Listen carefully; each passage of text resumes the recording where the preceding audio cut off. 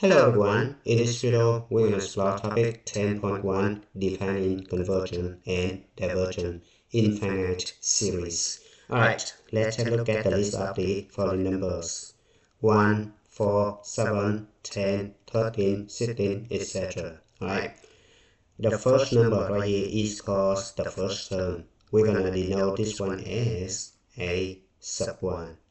The second one right here is called the second terms. We're going to name this one as a sub 2, right, etc. This one a sub 3, right? So basically, we just write this sequence as a sub 1, a sub 2, a sub 3, all the way to a sub n, etc. Right?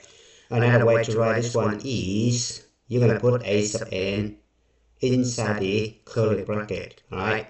When n goes from 1 to infinity. Or you can write like this, alright? The number right here, 1, 2, 3, 4, or n like this, is going to be index. And it indicates the order of the terms in the sequence.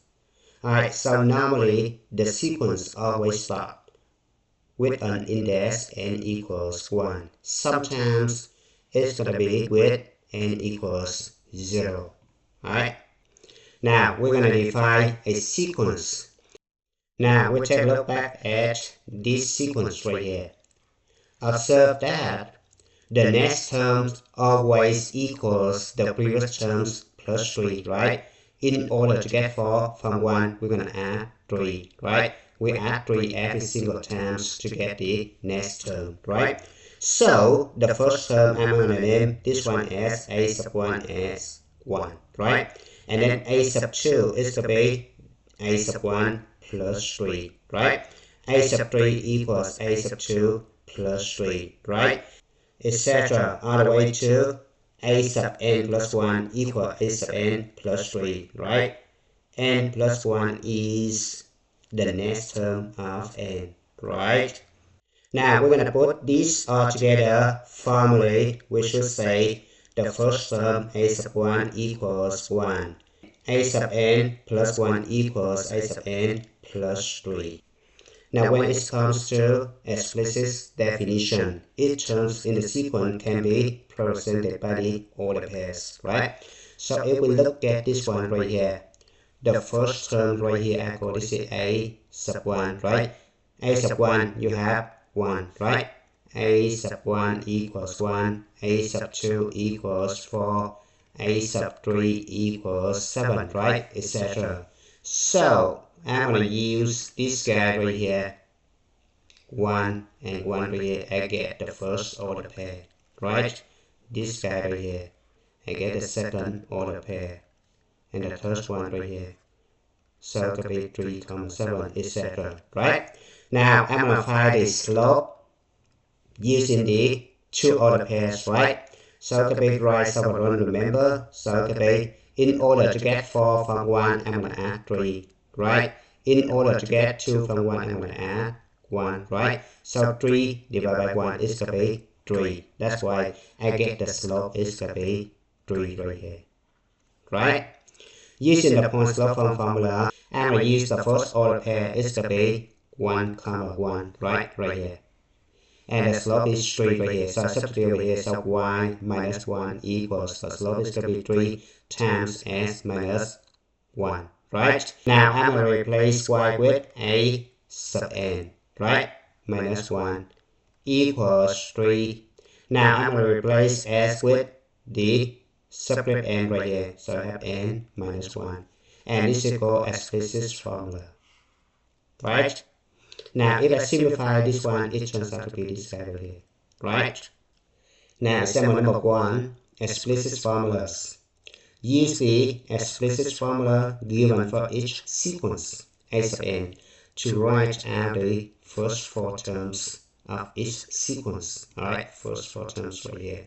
Now if n equals 1, so you have a sub 1 equals 1 over 2 part 1 is going to be 1/2, right? N equals 2, you have a sub 2 is going to be 1 over 2 square is going to be 1 over 4, right? N equals 3, you have a sub 3 is going to be 1 over 2 cubed is going to be 1 over 8. And n equals 4 is going to be a sub 4, and 1 over 2 power 4 is going to be 1 over 16, right? Now question B, n equals 1, you have a sub 1 equals negative 1 altogether raised to the first times 1 over 1 square plus 1, right? So it's going to be negative 1/2. N equals 2. A sub 2 equals negative 1 square times 2 over 2 square plus 1. And it's going to be 2 over 5. N equals 3. You have a sub 3 equals negative 1 raised to the third times 3 over 3 square plus 1. It's going to be negative 3 over 10. And the last one, n equals 4. You have a sub 4. It's going to be negative 1 raised to the 4 times 4 over 4 square plus 1 equals 4 over 17, right? So if you graph these two sequences, it's going to be something like this, right? Now example number 2, working with sequence. For each of the following sequences, find the next two terms of the sequence, a recursive definition that generates the sequence, an explicit formula for the n terms of the sequence. Now let's take a moment to review what we learned from AP Pre-Calculus. Now for the recursive formula of the arithmetic sequence, the n terms equals the previous terms, which mean n minus 1, plus the common difference, right? For the geometry sequence, the n terms equals the previous terms times the common ratio, right? Explicit formula for the arithmetic sequence, the n terms equals the first term plus n minus 1 times common difference. For the geometry sequence, the n terms equals the first terms times common ratio raised to the n minus 1. Alright, so keep that in mind. Now, go back to question A. First, we need to find the next two terms, right? So we have the sequence A.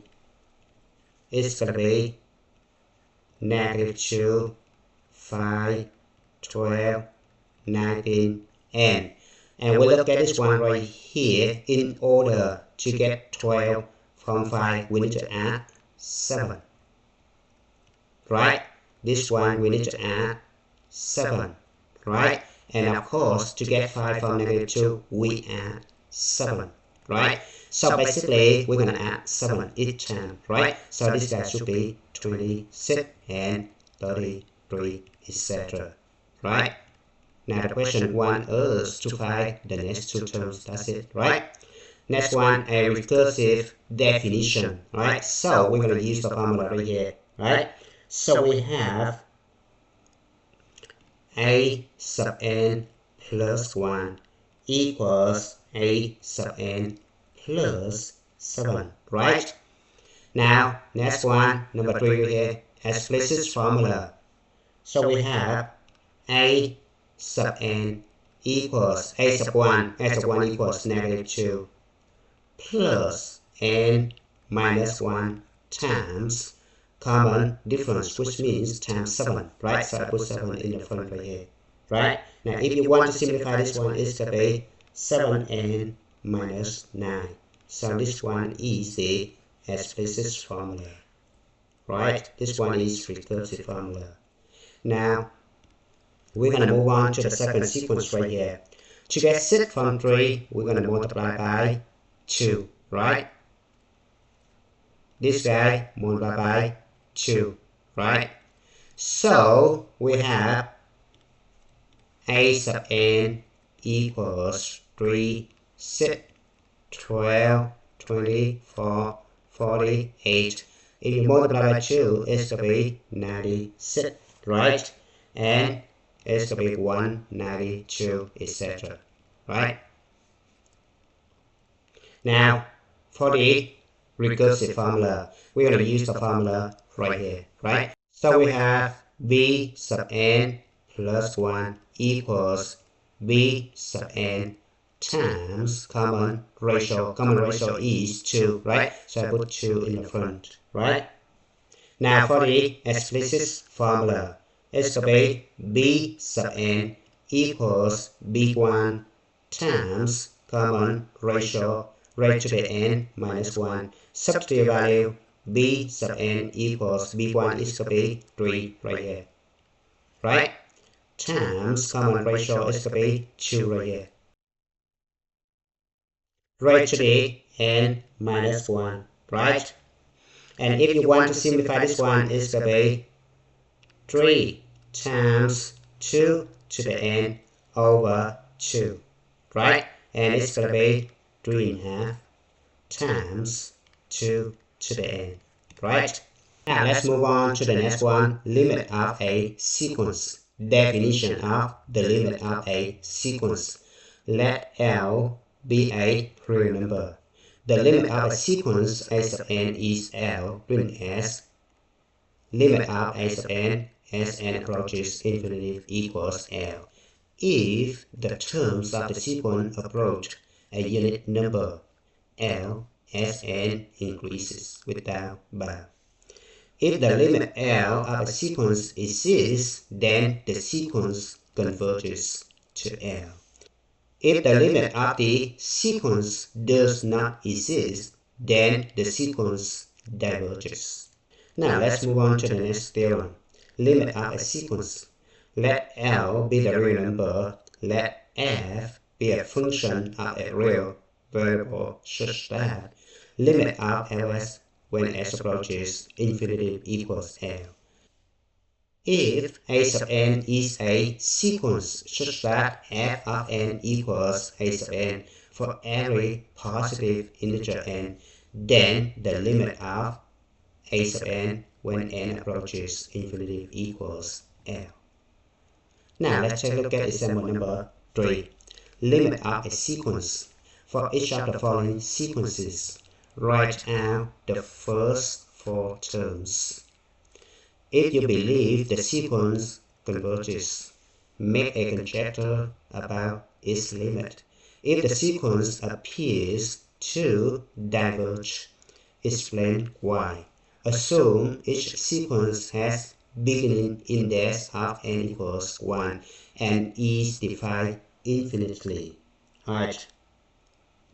Now, the first term a sub 1 equals, substitute 1 for n. So you have negative 1 to the first over 1 squared plus 1 equals negative 1/2, right? Now a sub 2 is going to be negative 1 squared over 2 squared plus 1, and it's going to be 1 over 5, right? Now a sub 3 is going to be negative 1 cubed over 3 squared plus 1. It's going to be negative 1 over 10, right? And a sub 4 is going to be negative 1 power 4 over 4 squared plus 1. It's going to be 1 over 17, right? Now observe that if n is odd, I have the negative side on the top. You see that? This is 3, you have negative side on the top. If n is even, I have positive side on the top, right? So you see that on the top, the number is still 1, but it's changing from negative 1 to 1. That's it, it's alternate, right? Now look at the bottom. a sub 1, you have 2 on the bottom, right? A sub 2, you have 5. A sub 3, you have 10. A sub 4, you have 17, right? So you see that the bottom getting larger and larger, right? So you have the limit of -1 to the n over n squared plus 1 when n approaches infinity. The top always alternates between positive and -1. The bottom getting larger as n increases without bounds, right? So it could be infinity right here. The answer must be 0, right?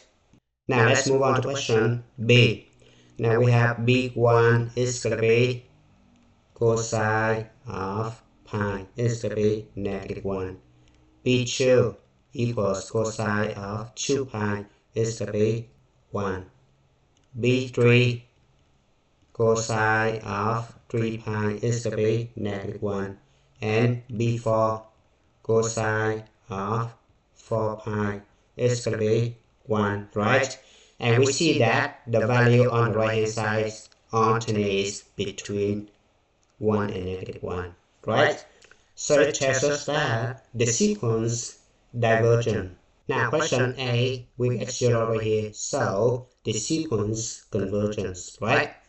Now question C, we have sec1 equals 4 times 1 cubed over 1 cubed plus 1, so it's going to be 2. C2 is going to be 4 times 2 cubed over 2 cubed plus 1. So it's going to be, now we're going to print up the calculator and calculator. So we have 2 cubed, it could be 8 times 4, it could be 32, right? So we have 32 divided by 9, right? Press Ctrl, Enter. It's going to be 3.555, right?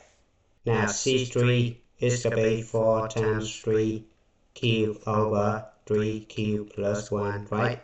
So if you print up the calculator, you have 4 times 3 cubed over 3 cubed plus 1. And then press Ctrl, Enter. It's going to be 3.857, right? Now C4 is going to be 4 times 4 cubed over 4 cubed plus 1. So it's going to be approximately 3.938, right? And observe that the answer getting closer to 4, so it's going to be convergent, right? But anyway, we're going to check our work by taking the limit, right? So we're going to take limit of 4n cubed over n cubed plus 1, right? When n approaches infinity, we're going to use the relative growth rate, right? So when n approaches infinity, this guy right here grows faster than 1, right?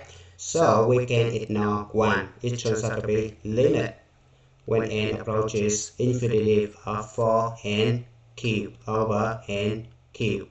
This guy cancel out, so it could be 4. That is the answer. So we see that this guy getting closer to number 4, right? So this one is convergent.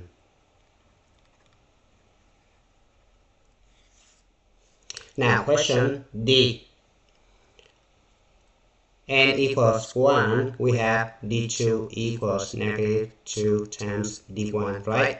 N equals 2, you have D3 equals -2 times D2. But D2 equals -2 times D1, so it could be -2 times -2 D1, right? So it's going to be -2 altogether square D1, right?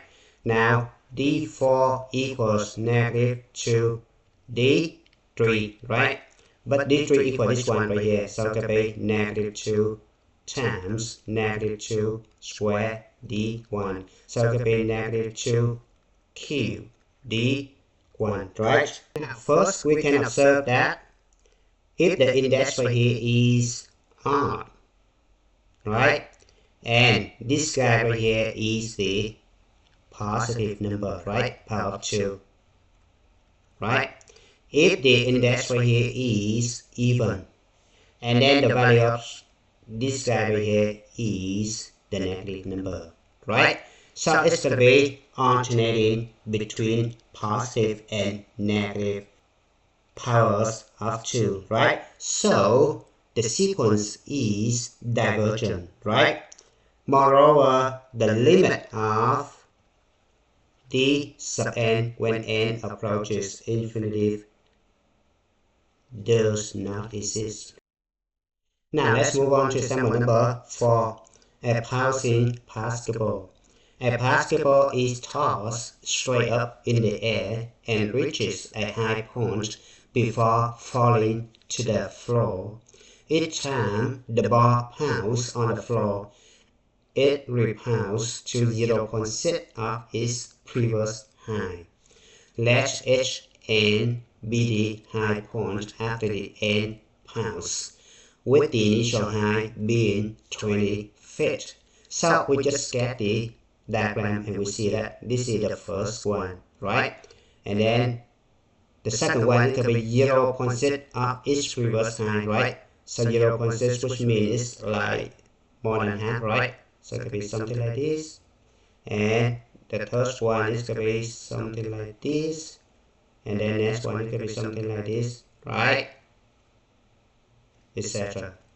Alright, find a recursive definition and an explicit formula for the sequence h sub n. Alright, so we know that the first term, which means the initial value, right, is going to be 20, right? So this one is h1, right?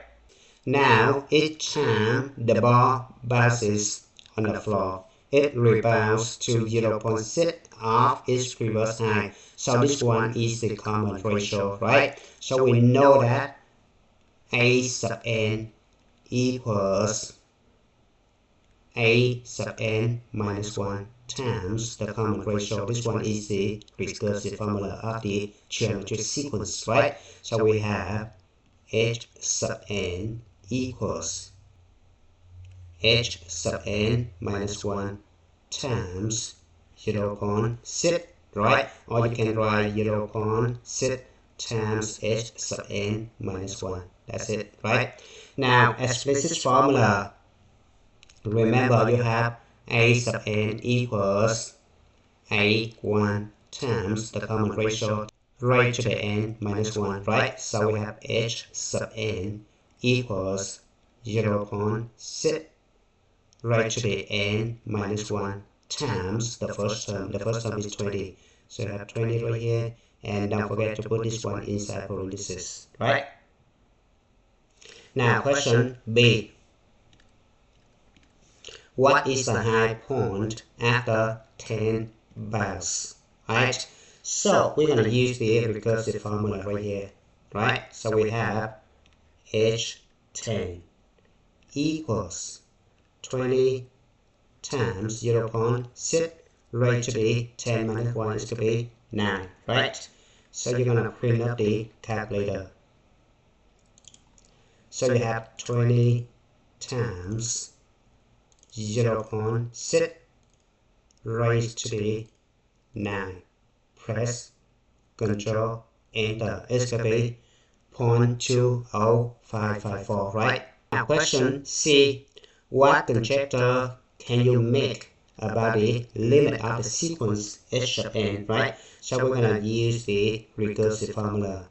Limit of this guy right here, 20 times 0.6 raised to the n minus 1 when n approaches infinity 0, right? Because this decimal right here getting closer to 0 when n approaches infinity, right? Now let's move on to the next one, definition of infinite series.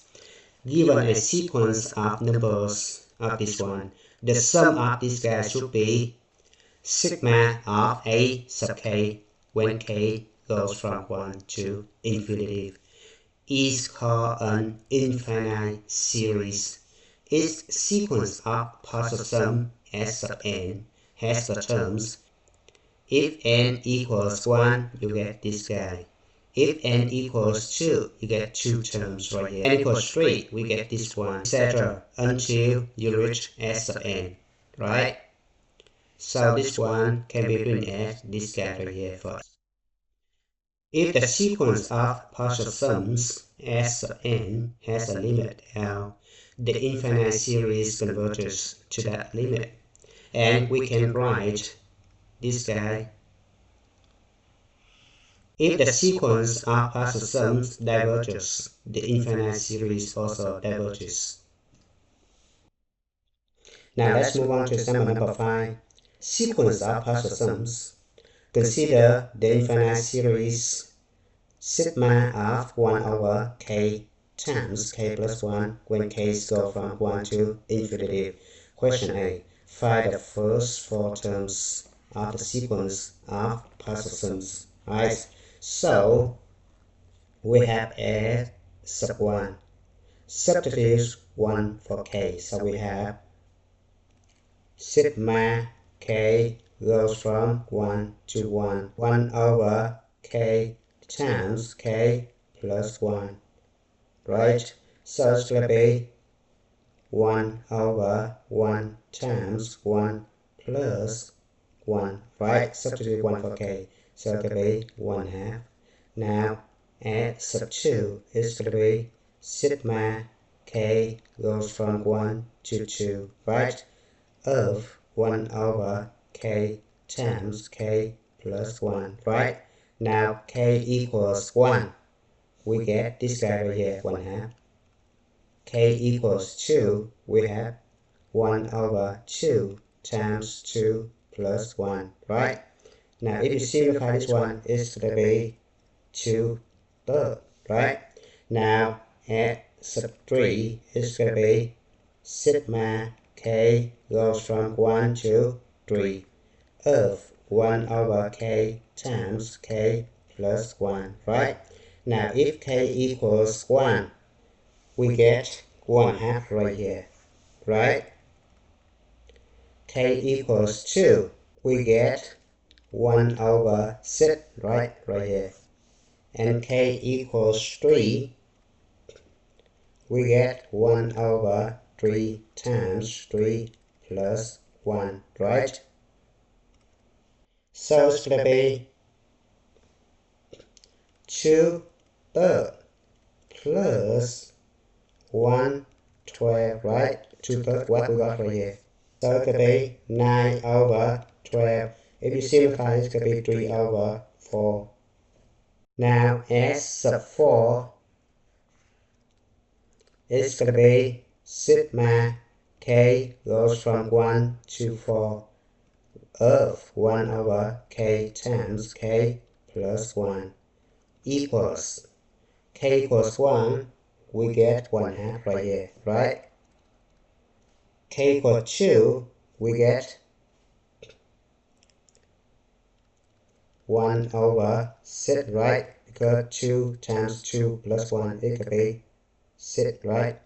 K equals 3, we get 3 times 3 plus 1 is going to be 1 over 12, right? K equals 4, 4 times 4 plus 1 it could be 20, right? Plus 1 over 20, right? Now if you simplify this one, it's going to be 4 over 5, right? Find an expression for S sub n, right? So we just rewrite S1 equals 1 over 2, S2 equals 2 thirds, S3 equals 3 4, S4 equals 4 5. Now we look at the problems and look at the top and bottom. The bottom always 1 unit greater than the top, right? So then you can conclude that n sub n equals n over n plus 1, right? Now if you take the limit of this one, when n approaches infinity, it's going to be the limit of n over n plus 1 when n approaches infinity, right? So it's going to be limit of n over n when n approaches infinity, right? Because this guy right here grows faster than this, right? So n divided by n is going to be 1, so the answer must be 1, right? Another way to do example number 5, faster without finding the partial sums.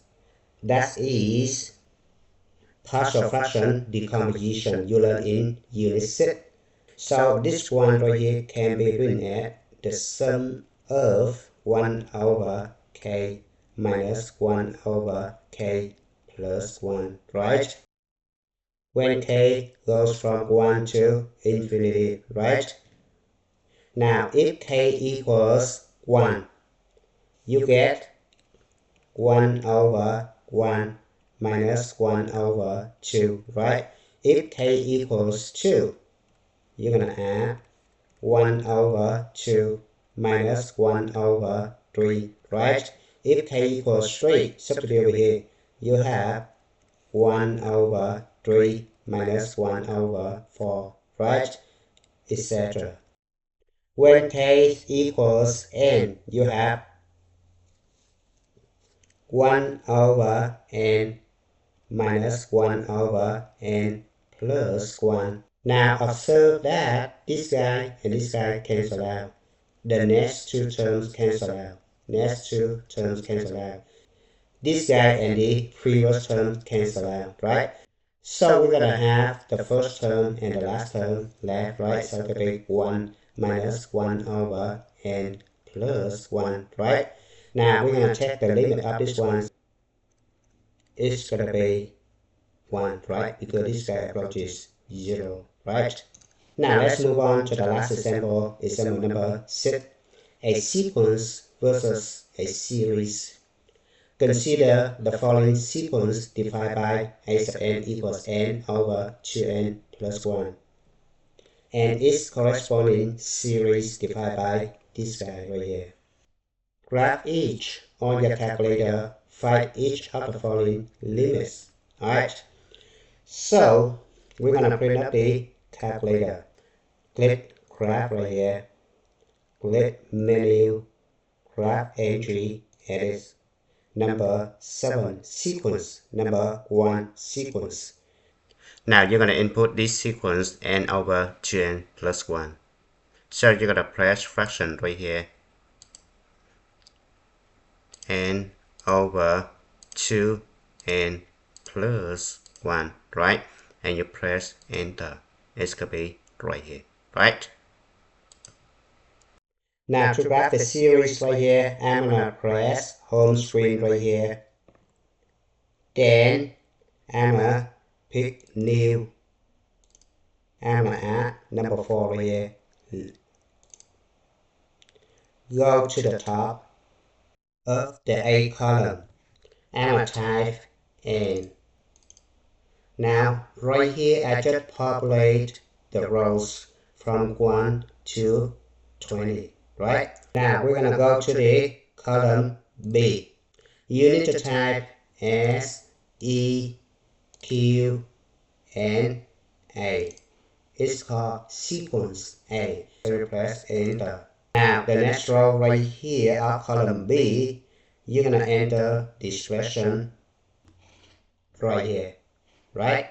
So I'm going to press the button right here to put the fraction. And it's going to be n over 2n plus 1, right? And I'm going to press enter. Now you need to click on the arrow right here and choose all variable reference. Press OK. Now go to the column C, part sum.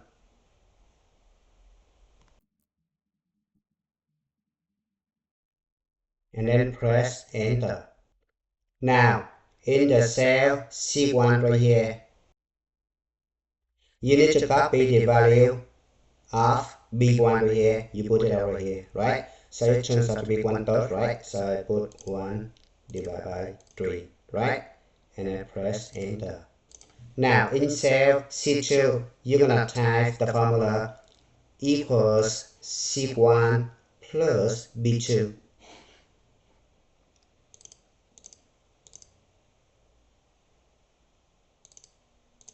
Then you press enter.